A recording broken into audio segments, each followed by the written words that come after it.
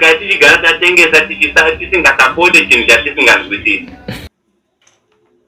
General Stole vabuda pachena kuti inini handisi kusapota zvedemonstration, inini ndiri kuita zvinhu zvinoita kuti inini ndinge ndinowana kurarama kana kuti zvinhu zvinoita kuti ndise mari mumwe mangu. Zvemademonstration itai mega ndo zviri kutaurwa naGeneral Stole. Kune vasingazive kuti General Stole wacho ndiani, General Stole ndikamuoka mufesi kabharanzi katsaga kanoita zvekutengesa vanhu. Tikada kutarisa tinoona kuti pakafa Comrade Saruwaka vakange vari vese day before, tichizonzwa mangwana acho Comrade Saruwaka vachinzi vaonekwa vakafa kana kuti vaonekwa vakapfurwa. Tikada kudzoka kumashure zvekare tinoona kuti kumashure ikoko Comrade Saruwaka ndo vakange vari in charge kuchannel ya Comrade Nyoka Yemabhunu. Mushure mekunge Nyoka Yemabhunu vasungwa, pakazouya vanhu vakaita sana General Stole vakatanga kurwisana na Comrade Saruwaka, pachibuda nyaya dzekuti Comrade Saruwaka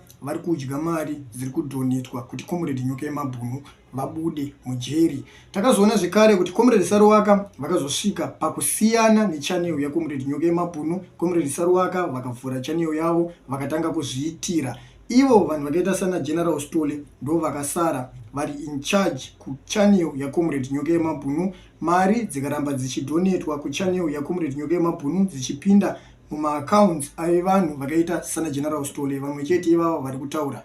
Asi kubva last year pakasungwa Comrade Nyoka Yemabhunu, tinoona panapa kuti hakuna kana chisvinu chakaitwa. Comrade Nyoka Yemabhunu vacho vachirimo mujeri, vachirimo muchizarira. Asi kutaura kuno muzuva ranhasi ndo vamwe vevanhu vetiri kuona panapa vanonzi ana General Stole ivava vari kubuda vachidedzera kuti hatisi kusapota chinhu chinonzi demonstration musi wa31.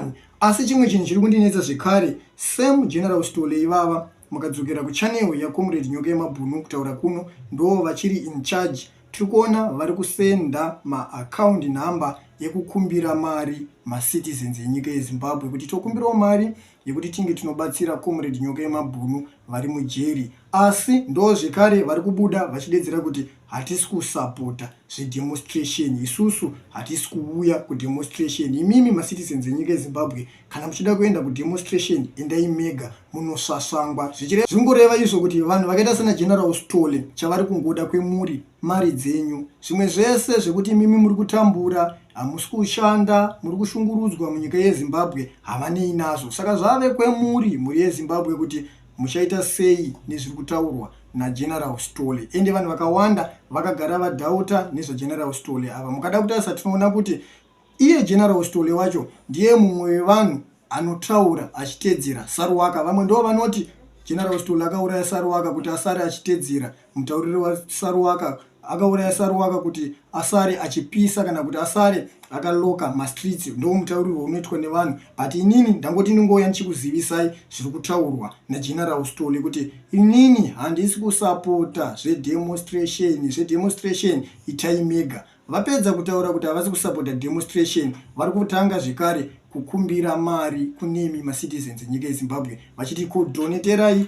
Comrade Nyoka Yemabhunu mari yekuti vabude mujeri. Since last year ma-citizens enyika yeZimbabwe vachidoneta mari yekuti Comrade Nyoka Yemabhunu vabude mujeri. Hakuna kana feedback ine musoro yakambodzoka kuma-citizens enyika yeZimbabwe tichiudzwa kuti nyaya yaComrade Nyoka Yemabhunu yave pastage yakadai so. Zvichireva izvo kuti vakomana ivava vari kutodya nekuchema kuri kuita Comrade Nyoka Yemabhunu vari mujeri. Ende vakomana ivava tikada kutarisa tinoona kuti ndofunga ndo vanhu vari kutoita kuti Comrade Nyoka Yemabhunu vasabude mujeri, because ivo vari kubenefita nekugara kuri kuita Comrade Nyoka Yemabhunu mujeri. Because ukaona murume mukuru kana kuti ukaona munhu ari kutsvaga rubatsiro rwekuti abatsire mumwe munhu ari murevolution kana kuti mumwe munhu akaiswa pakona, obuda zvekare achidedzera kuti inini handisi kusapota zvemuri kuda imimi ma-citizens enyika yeZimbabwe, asi imimi sapotai account yangu ndiisirei mari, kureva kuti haana kukwana munhu iyeye.